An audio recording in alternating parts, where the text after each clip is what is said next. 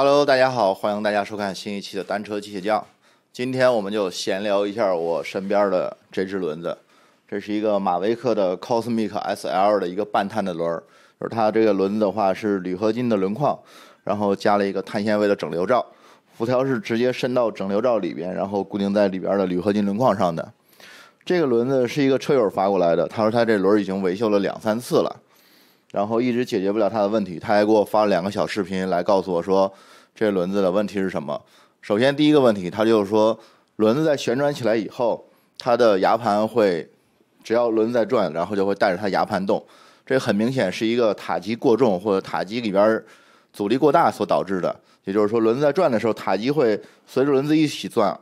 转而带动它的牙盘一块转。如果它强制的不让牙盘去转的话，然后尤其是在速度特别高的时候，然后塔基会发出来比较尖锐的一个噪音。然后我们看一下它这个视频。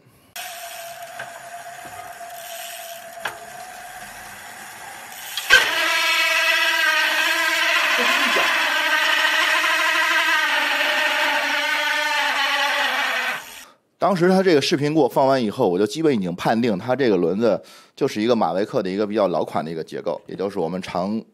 说的比较诟病它这个里边是一个尼龙圈的这种塔基的结构，有点像我们常见的滚轴塔基的那个滑骨塔基外壳。这个结构的话，在它的滑骨壳体内部实际上还有一个比较大的一个密封，算是密封圈吧。我来看一下这个，它俩结构是一样的啊。我拿这轮来进行讲解，在这个内部的话是有一个比较大的一个密封圈的。然后塔基放上来以后，它就会跟这个密封圈喇叭口的密封圈有一点点弹性，它俩就会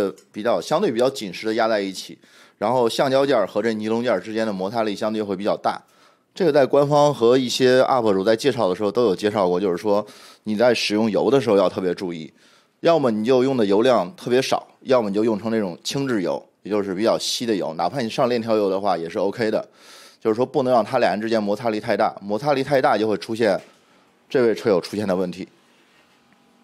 塔基转动的时候特别吃力，然后它就会赶着你的链条往前走。如果说你强制不让它转，还很有可能出现把你的链条卷到飞轮里边，尤其是在最大盘或者最小盘的时候，这种情况会更危险一些。比如卡进去把变速器卡坏，或者是把轮子卡坏。看它这个轮子的这个位置来说的话，应该是掉进去过，因为明显的有这种链条划上的痕迹。然后解决的方法也很简单，首先一个就是里边是不能上那种比较粘稠的油脂的，特别是像禧玛诺那一类的，本身就比较粘稠，它本身摩擦力又比较大，你再加上这种油，它塔基就会更粘稠，更不易转动。另外就是跟它的结构也有关系。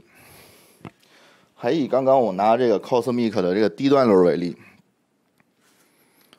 它这个轴心是一个贯穿式的轴心，结构微微有点不一样。像这颗的话是直接外边一颗17毫米的螺丝，然后配合的拧在这个轴心上的。像这款的话，它直接是一个内六方的螺丝，其实基本上结构是一样的。下边我们来拆解一下，来看看，在它的驱动侧的这个位置的话，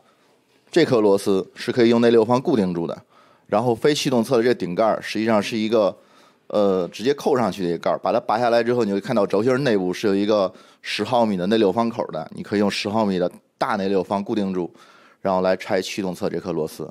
拆完以后，然后拆你的预紧环，轴承预压环，轴承预压环拆完，整个轴心就可以整体拔下来了。这边这颗驱动侧上面这颗螺丝拆下来以后，塔基就可以拔下来了。为什么要说这些呢？因为安装的顺序是比较有要求的，如果你安装顺序不太对的话，塔基压到滑骨上的力量可能会更大一些，反倒会更加增加它的摩擦力。所以在安装之前的话，轴承预压环一般是不安装的，先把轴心插进去，固定住轴心这边10毫米内六方固定住，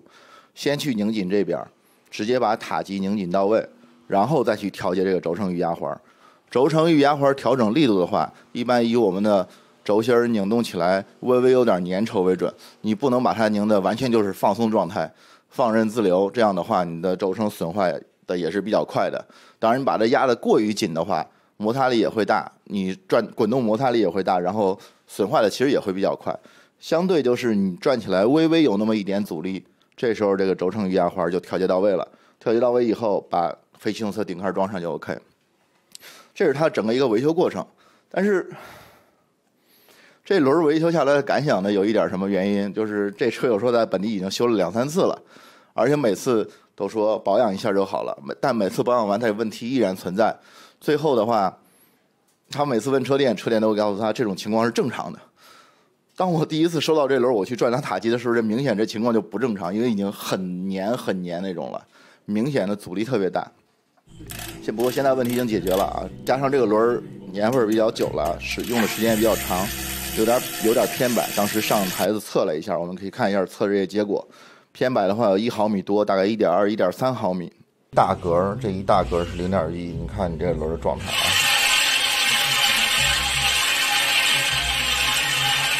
偏摆有1毫米多，然后进行了一个简单的调整。这里要夸一下这个马维克编制的这轮，就是时间过去这么多年了，辐条帽依然拧起来还是比较顺畅的，很轻松的把这轮调完了，不像某个意大利品牌的铝合金辐条轮组已经调的我都有心理阴影了，尤其是某款轮组的铝条帽配上铝条，根本就没有考虑过以后长时间使用后的维修问题。因为铝合金这种东西是比较比较容易氧化的，尤其是2个配件都是铝合金的情况下，你又是那种高张力下的咬合，免不了在接口位置会出现氧化，就会出现焊死的情况。基本上像这种情况就很难维修了。像这个维修起来还是比较简单的。